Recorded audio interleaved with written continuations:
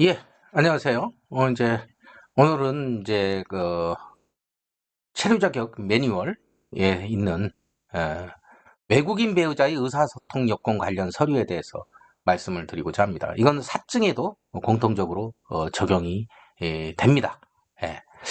자, 어, 여기 보세요. 먼저 아래 서류 중 하나를 선택하여 제출하시기 바랍니다.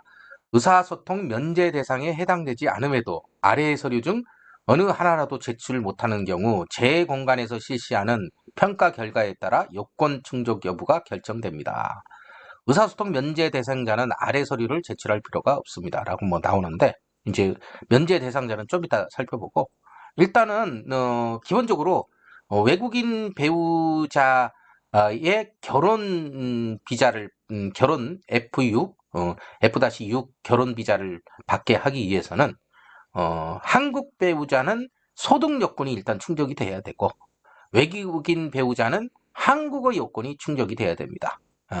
이 부분도 소득 요건처럼 어떤 외국인 배우자의 이제 혼인의 자유를 침해하는 거고, 또 한국인 배우자의 혼인의 자유와 사생활의 자유, 기타 인간의 존엄, 이런 것들을 기본권을 침해하는 부분이다. 이건 이제 소득 요건에서 말씀드렸기 때문에 생략을 하고, 일단 요건을 보면요, 이제 한국 교육원, 한국어 강좌 2단계 수료증, 세종 학당, 초급 A 플러스 1B 수료증.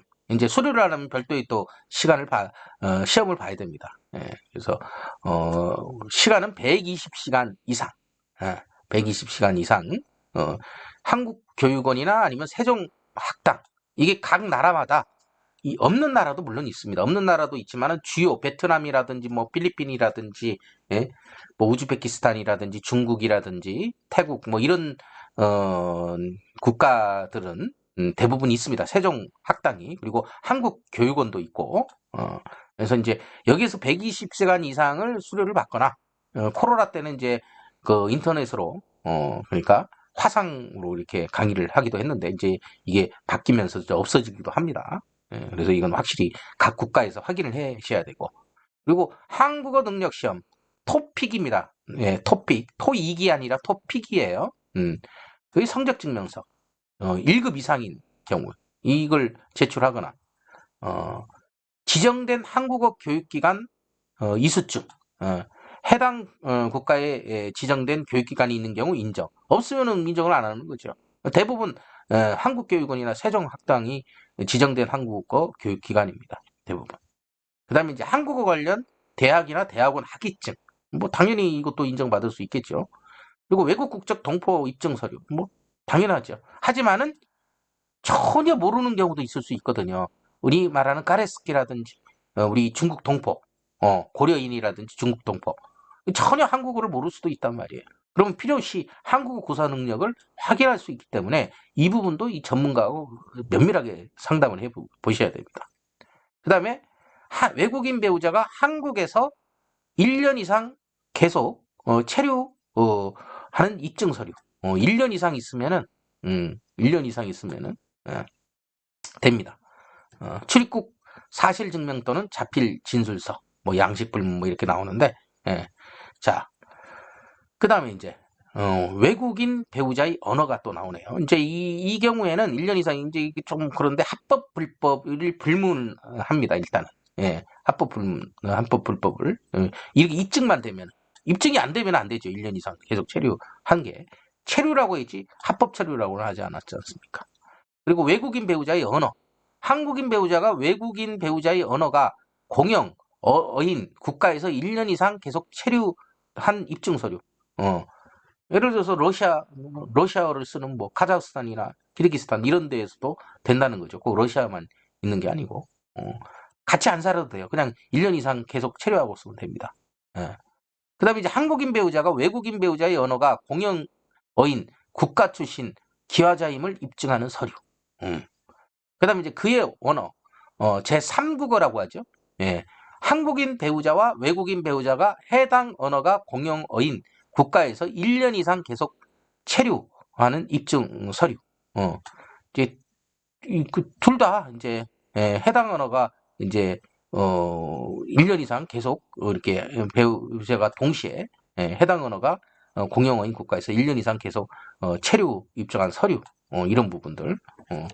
그러니까 뭐 예를 들어서 외국인 배우자도 뭐 러시아 사람은 아니지만 러시아에 있거나 그래서 1년 이상 체류했거나 한국인 배우자도 뭐 거기에 있었거나 그러면은 이제 그의 원어를 포함해가지고 이제 한국어 요건 서류로서 인정받습니다. 해당 국가의 출입국 사실 증명 또는 자필 진술서. 근데 이제 자필 진술서보다는 대부분 출입국 사실 증명 이걸 요구를 합니다. 자필 진술서는 이게 확인하기 어렵잖아요. 객관적인 그런 게 어려울 수도 있잖아요. 근데 이제 이럴 경우에는 자필 진술서가 많이 확인 어렵다면은 실제로 영사가 인터뷰를 하거나 별도의 확인 절차를 거치겠죠, 당연히. 예. 그 밖의 의사소통 가능 입증 서류. 자, 그 밖에. 그러니까 이제 이게 복잡하잖아요. 그리고 당사자의 상황이나 환경, 조건에 따라서 달라질 수 있잖아요. 근데 대부분 이런 경우는 좀 드물지요. 이런 경우는 좀 드물고 대부분 이런 경우를 위주로 하는데 이게 다시 말씀드리지만 실 바늘 허리 매어가지고 옷을 만들 수가 없잖아요. 그러니까 상담을 하다 보면은 급한 마음에 빨리 외국인 배우자를 보고 싶은 마음에 편법이라든지 빠른 방법을 자꾸 원해요. 물론 빠른 방법도 있을 수 있죠. 예외적으로 뒤에서 이제 말씀을 드리겠지만은 하지만 이제 일단은 한국어 요건을 국가에서 이렇게 정해놓은 게 한국에 와가지고 결혼 이민자가 외국인 배우자가 한국에 와서 생활하는데 전혀 의사소통도 안 되고 서로 어떤 문제가 생길 때 대화도 안 되고 이래버리면은 굉장히 이게 곤란할 수가 있는 거잖아요. 그리고 문제가 생길 수도 있는 거고 부부간에 갈등이 생길 수도 있는 거고 소통의 불능, 소통의 문제 때문에 일어나는 국제결혼 부부의 갈등이 상당히 많거든요. 예. 그래서 이런 한국어 요건을 요구하는 건 긍정적인 측면이 있습니다. 그건 부정하지 않습니다. 다만 앞서 말씀드렸던 것처럼 이걸 좀 요건을 완화해가지고 좀 유연성을 가지고 좀 넓히면은 한국어 요건을 못해서 예를 들어서 나이에 대한 차별을 두는 건 아니지만은 20, 30대면은 빠르게 좀 이렇게 언어 습득력이 있어가지고 빠르게 하는 이렇게 공부하는 경우가 있어요. 하지만 이제 40 넘어가고 재혼이나 삼혼 뭐 이런 분들도 똑같이 인간으로서 혼인의 자유가 있는 거고 행복 추구권이 있는 거 아니겠습니까? 그런데 그렇게 좀 이런 한국어 요건에 어떤 문제가 있어가지고 못 오시는 분들을 많이 봤거든요. 그런 좀 이렇게 취지는 좋지만은 이걸 보다 이 국민의 기본권 또 외국인도 인간으로서 기본권이 있기 때문에 그 외국인의 기본권도 존중하는 그런 어떤 정책이 필요하지 않아 제도적 개선이 필요하지 않나 이런 말씀을 드리고요. 어쨌거나 이런 한국어 요건, 언어 요건에 문제가 있는 분들은 010-2795-0459 전해일 행정사에게 연락을 주시기 바랍니다. 출입국 전문 법학 박사입니다. 전해일 행정사에게 연락 주셔가지고 자세한 상담을 받으시기 바랍니다. 단 간단한 상담은 무료이지만 자세한 상담은 유료일 수도 있습니다. 예, 이제 그렇게 하시고요. 그 다음에 이제 간단하게 그 면제 받는 분들,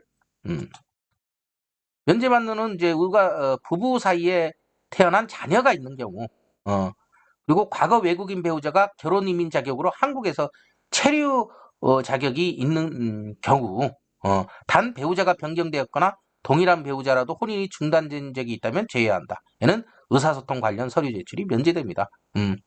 그러니까 이제 한국에 결혼 비자 받고 이미 들어왔었던 외국인이기 때문에 물론 다른 사람하고 재혼을 했을 때도 굳이 똑같은 걸 요구를 하지는 않는다는 거죠. 왜냐면 그때 이미 검증을 거쳤으니까 처음에 들어올 때. 예. 그 밖의 의사소통 가능 입증 서류.